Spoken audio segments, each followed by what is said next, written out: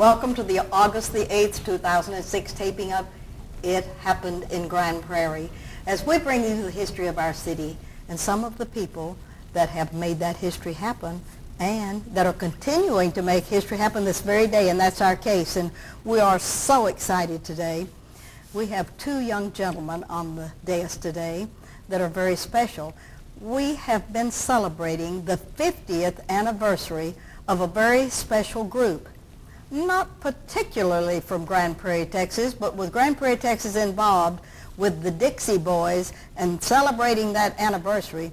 We just had to bring you a little bit more information about some ongoing things in Grand Prairie, Texas through the Parks and Recreation Department through the city of Grand Prairie, Texas.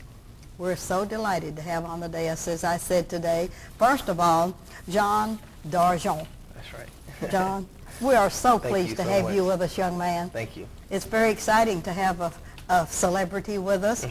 And also, we're very pleased to have a celebrity from the Parks and Recreation Department of the city of Grand Prairie with us today. Chris Cato, thank you for being here. Good to see you, Ms. Jackson. It's wonderful. And even though you were a substitute when Rick Harold, your very famous director of Parks and Recreation, gave you the assignment because he's up to his ears in alligators with the Dixie Boys and other things for the That's city. right. He doesn't know what he's missing. He doesn't know.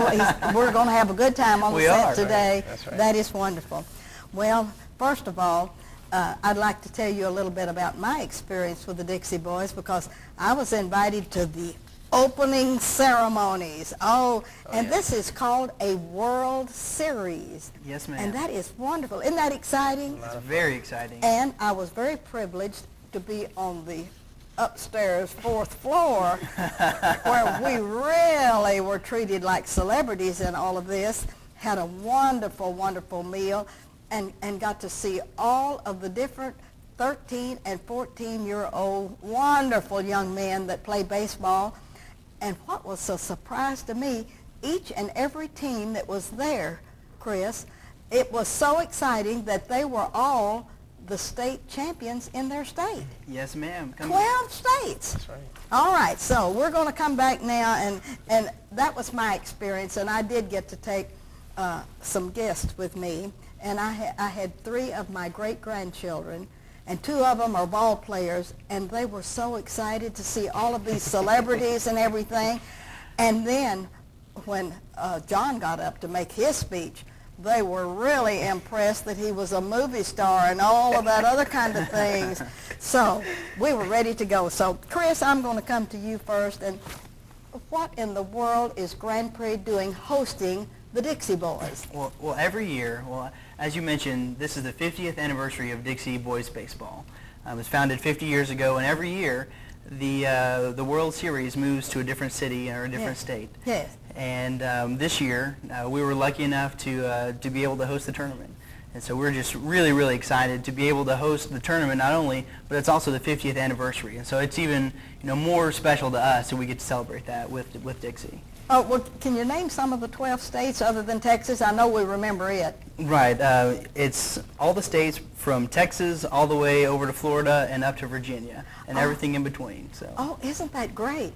I saw some boys there from Tennessee. Yes, Tennessee, Louisiana, Mississippi, Florida, Georgia, Arkansas. Yes. North Carolina, South Carolina, Virginia. Yeah. I'm probably missing one or 2. We brought people in from almost all of the Confederacy, didn't we? Pretty much. That was good, and we had all of their coaches and their families, and we had such a good time on that night that we had box lunches downstairs and big deal of the day upstairs. Yes, we had fun. That's right. We had the big celebration out at Lone Star Park, and we had tell me about all of the flags that all of the boys carried flags. They did. We had a dinner upstairs, and John was our special guest speaker, and he got to speak to the boys about just a motivational message and everything about peer pressure and everything, which was a wonderful message. And then after dinner, all the boys went downstairs, and there was a parade of players, and they each had their own theme song, and we marched them in front of the audience and played their song, and they got all fired up and came up on stage and took their picture and everything. And then we capped off the evening with a performance by Vince Vance and the Valiants and a fireworks show. Yes, So. and I understand that the fireworks were second to none. Even our 4th of July almost took second place to that. Almost. Oh. The founder of the Dixie boys baseball organization came up to Rick yesterday afternoon and just told him, you know, what a great place Grand Prairie was, and that out of all the 50 World Series that he's been to, this was the best one, and by far the best opening ceremony that he's been to. So what a great experience to have for those boys and those coaches, you know, but also for us, the Parks and Rec Department and Grand Prairie boys baseball. You know, what an awesome partnership, you know, and to host the 50th anniversary is just so special to us too. So. Well, I go to church with Rusty Parrish, a young man that had a team there that was the host team for Grand Prairie, Texas. And I understand that they got in bad trouble, didn't they? The host team of Grand Prairie? Yes. Well, I don't know about trouble, but they're playing ball pretty good. Oh, that's what I heard. That's They what I are. heard. In other words, they weren't supposed to be the winners, and they ended up being winners. I believe they beat the state of the Dixie champions of last year from Florida in their first game. They sure did. Their first two games, the 13-year-old host team from Grand Prairie. Just for hosting the tournament, we get 2 teams in the tournament, and yes. so their first 2 games were complete upsets. You know, they beat Florida, and I think it was a Louisiana team. And that's your home state. Yeah. Oh, That's John. not good. I need to talk to someone about that. We're going to have to start over with all this, aren't we? But those boys are so fired up and just so excited to be on a winning streak. So.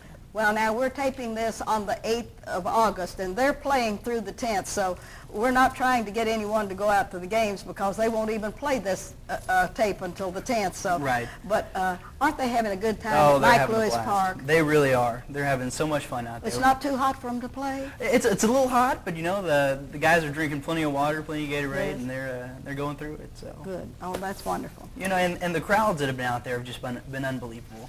There's the Virginia team has brought down 150 friends and family down from all the way from Virginia to follow the team. Oh, what a good sales So- tax base they're bringing into Grand Prairie, That's Texas. exactly right. Oh, that is That's great. exactly right. That's So we just wonderful. couldn't be more happy about the turnout and everything. All right, now that we've talked about the Dixie Boys and all of this, I thought it would be wonderful if you would give us a little bio about this young man that's seated to your absolute right, because John, I picked him out of the special group when I was out there for this big deal of the day, and I was braver than Dick Tracy. I walked up to him and I said, John, you were great as a speaker, and I just wondered if you would honor us with your presence on television. He said, you bet, let's go. So it didn't take him long, but tell us a little bit more about John, and then I'm going to interview him with your permission. Sounds good. John has played for a couple of different minor league teams, and he also, one of the major teams that he played for was the New York Yankees minor league, and he kind of grew up in that system, and when he retired from baseball, now he's doing a little bit of acting in movies and everything, and so, Yes. Ladies and gentlemen, this is Mr. John Darjeon. Thank you very much. Yes, I appreciate yes. it. I'm so happy to be here. Oh, yes, Yeah. and I need the bio because I have 3 things that I want to I don't have his bio with me right now. Oh, you don't have the bio. I don't have his bio. Well, I think I can you- almost memorize all of the things that we want to talk about because I was impressed with the universities that he's attended and all on scholarships. So let's start out. John, first of all, name your parents. My parents, Pauline and John Darjeon. I'm junior, so he's a senior, and All right. I have some wonderful parents. I have a brother of mine. His name is Eric Darjeon. He lives here. He lives in Arlington. All right. And my parents are wonderful, and he is also. So All right. Do you have any other brothers or sisters? No. Well, I do have 4 total. Yeah. My mom and dad adopted 4 girls.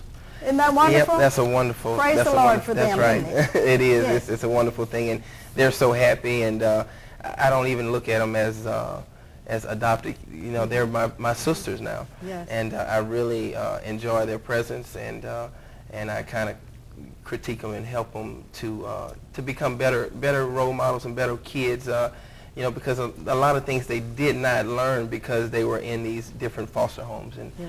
and running from house to house. It's a Yes. wonderful thing. Yes. They're Now so they're happy. together. That's right. They're together. So that's a wonderful. Where thing. were you born? Baton Rouge, Louisiana. Isn't that Baton Rouge. Rouge. That's Baton Rouge. That's Okay. right. All right. So and where did you first go to school in Baton Rouge? I went to high school. It's called Glen Oaks High School. Glen Oaks. Very, very good high school. Yeah. What was your favorite elementary school teacher?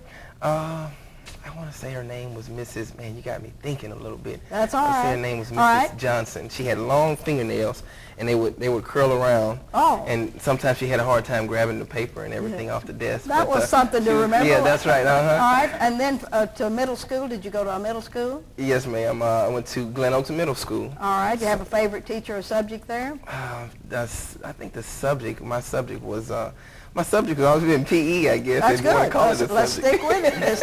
And then at your high school one more time. Glen Oaks High School. Glen Oaks High School.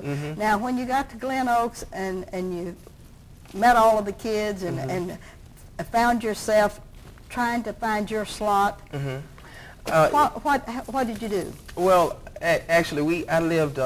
It was an in-between neighborhood.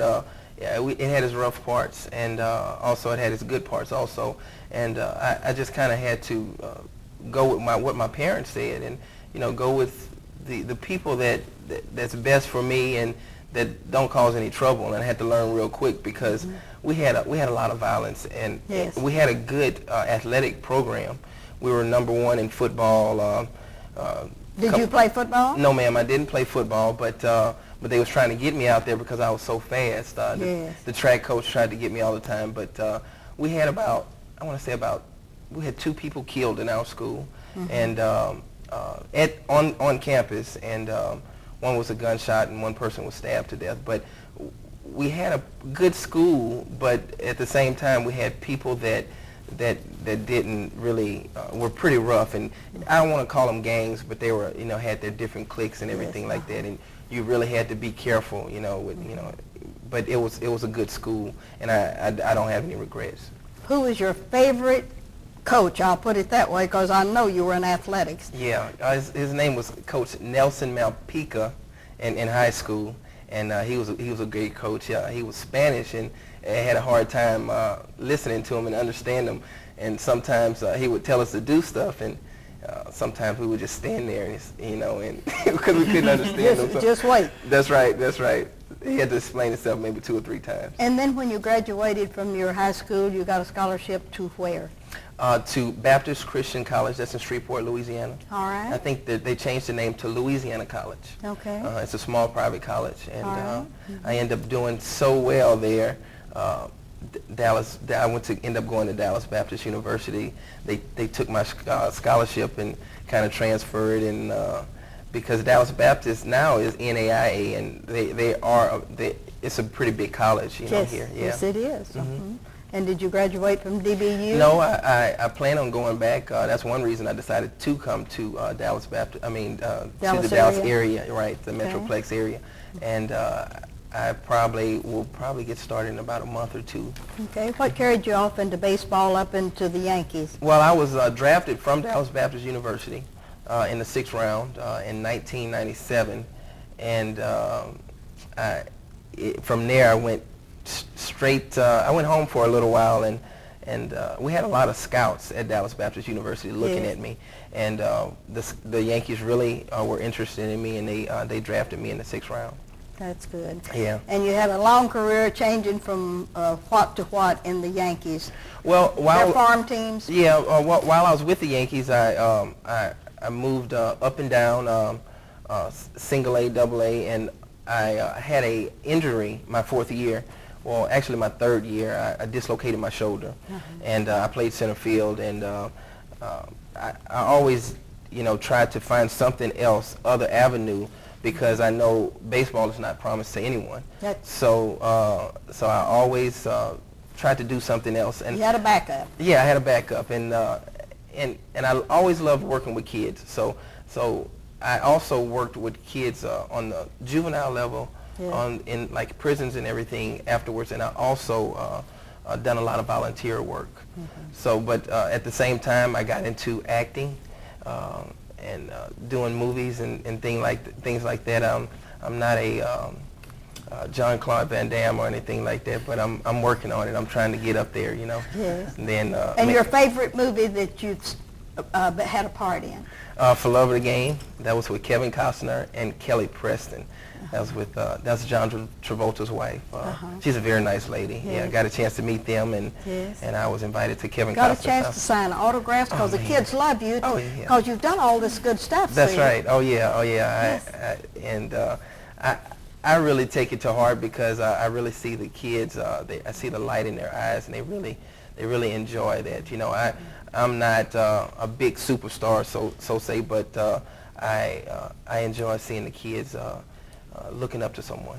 All right, now, I'm not going to ask you what you're going to do in the future because we're going to get into that in a minute, and we're going to let Chris talk with you about that. But I want to know about this beautiful young lady My wife. that you have at your house with this beautiful baby. And my daughter, that's All right. right, now I let's have two beautiful young ladies. All right, let's give us your wife's name, please. My wife's name is Sharon Darjon. Okay. And my daughter's name is Jasmine Darjon. My wife, I met her in spring training in '99. In 99? Yeah, in Tampa, Florida. Yeah. And she was on vacation. That's a long way from Louisiana. Oh, I know it, huh? And she came from Wisconsin. She's originally from Wisconsin. Okay. She's a cheesehead. I call her cheesehead sometimes. She gets mad at me. Okay. But Does she work out of the home? no, she doesn't. She works at a firm here in Dallas. Okay. It's a investment firm. Oh, good. First Global, yeah. Well, now that you've got her in the right place, she can manage your money for you. That's right. That's what she's great All at you doing have that. to do is make it, and she'll take care of that. That's for you. right. That's right. Well, tell me about Jasmine. Jasmine, she's 1 year old, and she's a handful. She's an awesome girl, and I have a blast with her all the time. You know, everything I have to watch what I say now because sometimes she'll pick it up real quick. Yes, you know, she sure will. Instead of saying, sometimes I was trying to tell her how to say I. You say I, and I point at the I, but I always say I. And now she walks around. My wife gets mad at me because she says I, instead of I, and so now she walks around pointing, and she says I, and my wife looks at me and says, John, why you taught her how to say I like that? Doesn't that change your life? Oh, it does. When you have this baby doll. Right. You've got all this responsibility. It does. You really have to kind of. You have to wake up in the morning and have to set a set schedule because you have someone you have to get dressed and you have to you have to feed her and everything and it really makes a big difference when you have to plan your day because you have another body in your house. You know what you're doing. This is your payback because someone had to do that for you when you were little, and you That's knew right. you were going to have to pay it back. But if those babies come along, that is so exciting. Yeah, it's a blessing. I really love it. Yeah, that is really good. And I'm going to let Chris get with you and find out from him what he's doing now and what he's going to do and what he's for a few minutes, will you? Yeah, John, tell me a little bit about, I know you like to work with kids and all that stuff and, working in prisons and everything. And I hear that you're doing a baseball camp up at DBU. Can you tell me a little bit about that? What's going on? It'll be in January. We're kind of going through the rough edges right now, but it'll probably be in January sometime, right around Martin Luther King's Day, somewhere around there. It'll be a 4-day camp, and we're going to have, the ages are going to be from 7 to 17. And they're going to be actually living on DBU's campus for about 4 days. Wow. So that's a great thing. So we're going to have them in the dormitory. We're kind of getting the kinks out right now, but we'll have them in the dormitory hopefully, and they will be getting up in the morning and walking to the baseball field and getting hot and sweaty and running back to the dorm and taking showers and also at the same time they'll have their meals there and everything. So.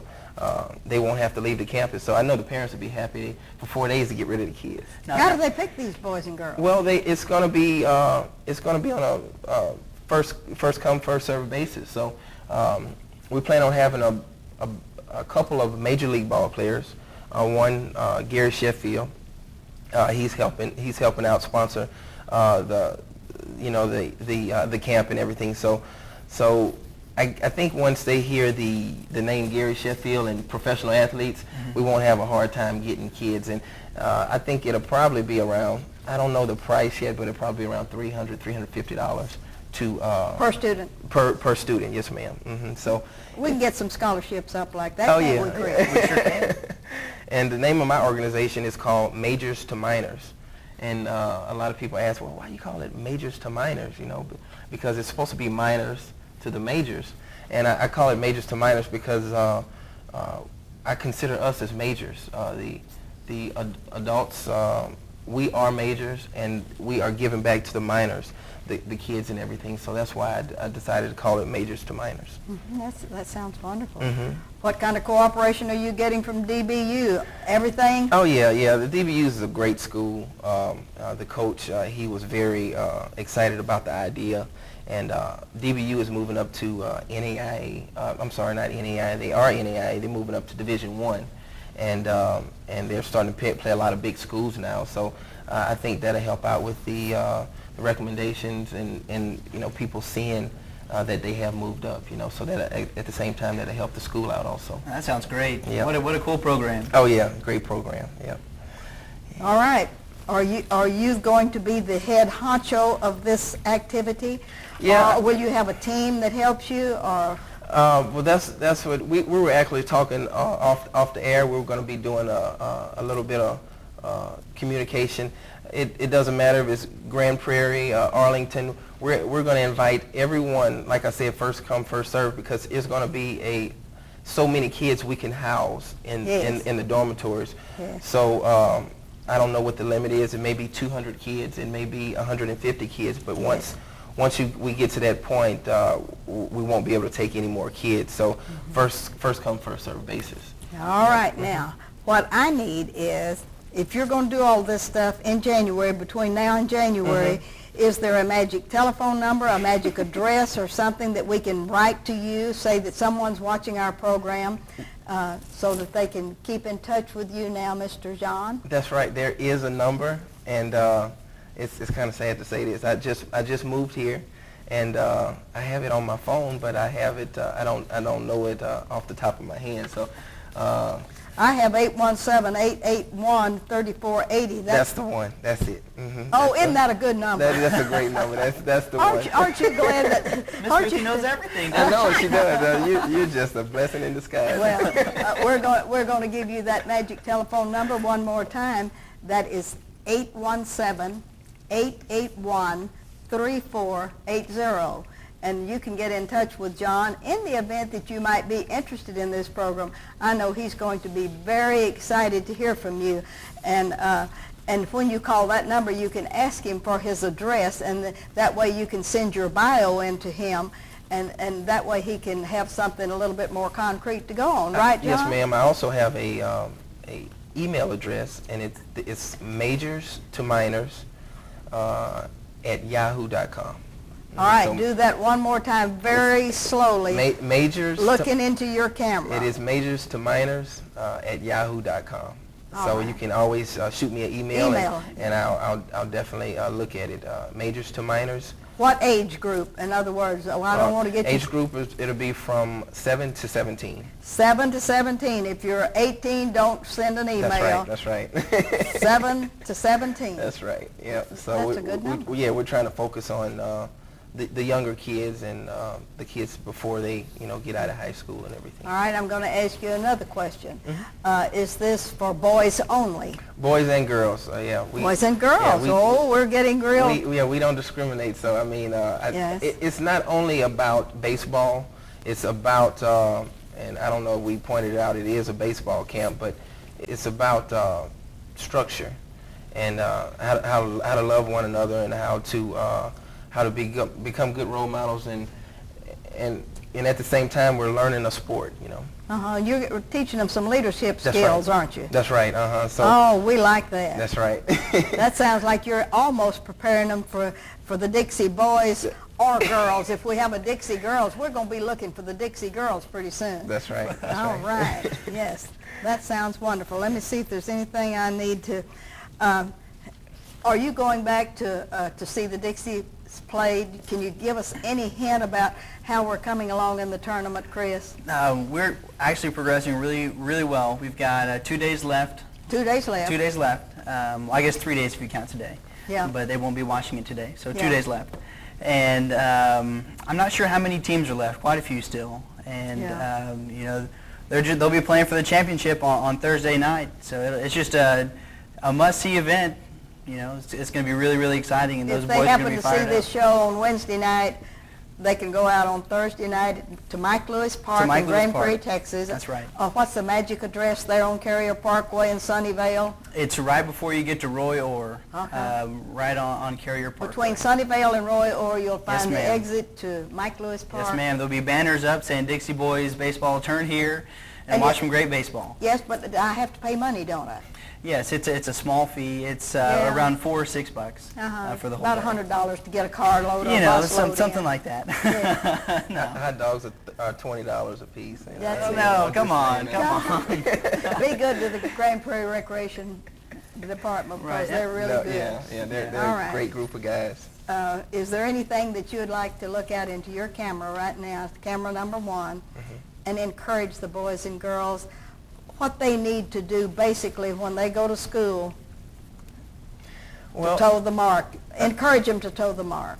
Yeah, I think the main thing is to listen to your parents, All right. to love one another, to make sure that you respect each other, because the world today is so fast now, and we get caught up in the hype.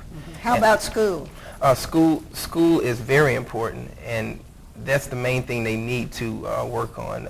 They need to focus on school, and after that, you know, if you choose to go to military or to wherever you want to go, you have that backup because school is very important, no matter what you choose to do, because it entails and it lets you know what different things are there in life and how you can advance, you know. Chris, I'd like for you to look out into your camera, number one, and thank everyone that had anything to do with this Dixie Boy World Series, because I have senior citizens led by Jesse DeBoard and some of the others that worked very hard to make the flowers beautiful, Oh, yes. the lunch great, all of the things. I want you to thank everyone that helped. All right. I want to thank Danny Boykin, in the Grand Prairie Parks and Recreation Department. He and his crews have been working tirelessly all week long into the late hours of the night. How about Susan Henson? Susan Henson for planting all the flowers and directing Yes. all that stuff. Gene Campbell from Grand Prairie Boys Baseball. Yes. And he's just been instrumental. Campbell, I'm going to have him on television real soon. He is good. There you go. The commissioner and CEO of Dixie is Jay Sandy Jones. You know, thank you for coming to Grand Prairie and bringing the Dixie World Series here, and and all the others. We've got a few sponsors. Arnold Brothers Cleaners have been washing clothes and You getting have it a together. half minute. That's right. Grand Bank, Sam's Club, and Everybody. Steak and Shake for providing some lunch. And Mayor. How about Rick? And of course our fearless leader, Mr. Rick Harold. Oh, yes, he's You know, wonderful. He's been awesome. Yeah. So. I'm wrapping up. This is Ruthie Jackson reminding you that history is as we live and do, and that we document it correctly.